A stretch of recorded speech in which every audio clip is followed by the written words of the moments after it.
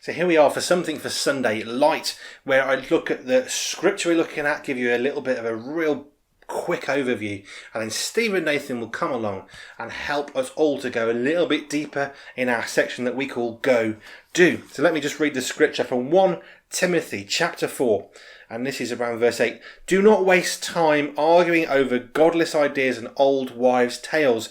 Instead, train yourselves to be godly. Physical training is good. Training for godliness is much better, promising benefits in this life and in the life to come. This is a trustworthy saying. Everyone should accept it. And that's really what we're looking at. Physical training, running, cycling, jumping, all fantastic things. Jesus walked everywhere, would have been extremely fit, which is awesome, physically. But he was also, we know, spiritually fit. Well, why? Well, he was physically fit because he walked, so he builds up his muscles, builds up his endurance, his energy. He would have trained to be a carpenter like his father, so he could make amazing things. He would have got strong hands. But he also took time out to go away from people to be with God. Spiritual training. Physical training is good. Spiritual training is much better. Jesus walked everywhere. He was physically fit, but he also took time to be spiritually fit by spending time with his Father. Now, not all of us can run and walk and do the shot put or the high jump. That terrifies me. But I can cycle. I love doing that. I love walking. I want to get into running, but that scares me. So we can't all do the same exercise. Our oldest son, Stephen, loves to run. We went walking. He went running for 50 minutes. That would terrify me, but he loves it. He loves the physical exercise. Physical exercise is great, but we can't all do that. Or does that mean to say that some of us are inferior? We're not as good? Well, absolutely not.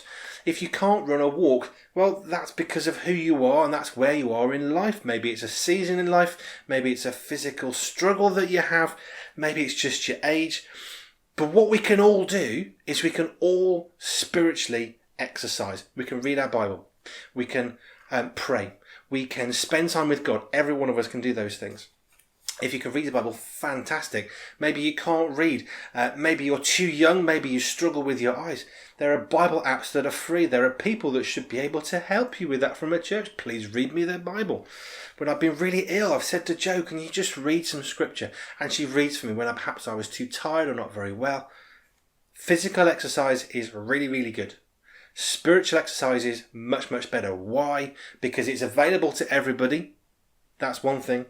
Because 2, it's what God says is a good thing. It's a trustworthy saying, so spiritual exercise is important.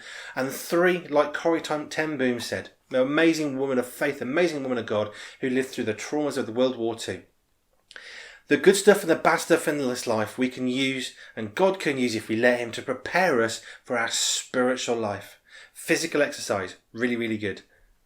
Spiritual exercise, much better. We can all access it, we can all do that, and it prepares us for life in heaven. Right, so here are some things you can go do. You can read 1 Timothy for yourself. It's a really short and sweet book near the end of the New Testament. And you can go read a book written by J C Ryle. We'll leave the title in the comments, but it's a really good book, especially for young people, and it really challenged me to live out my faith far more authentically from day to day. And put your physical training second to your spiritual training. I really enjoy exercise, but I need to remember that fitness doesn't hold anything for when we get to the pearly gates. #GoDo.